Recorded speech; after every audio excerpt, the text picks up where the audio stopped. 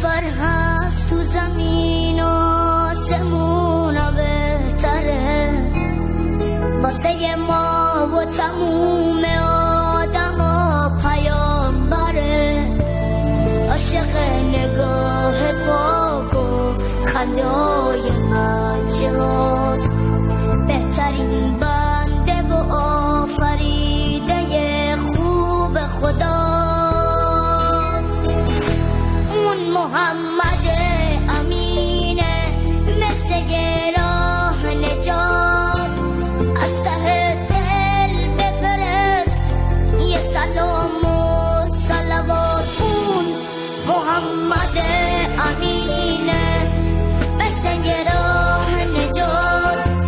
از ته دل بفرست یه سلام و صلوات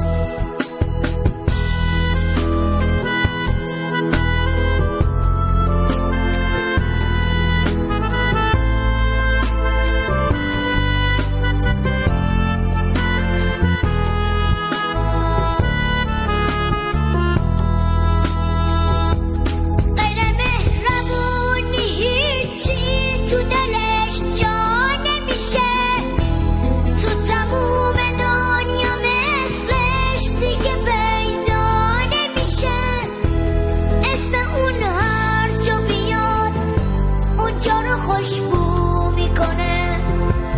همه دنیامونو از این رو به اون رو میکنه اون محمد امینه مثل یه راه نجات از ته دل بفرست یه سلام و صلوات اون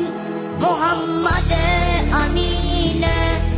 مثل یه راه نجات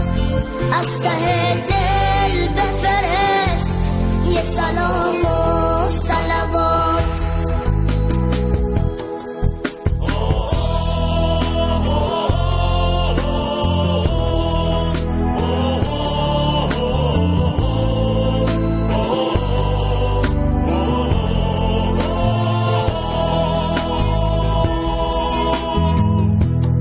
از همون وقتایی که کوچیک بودم یادم میاد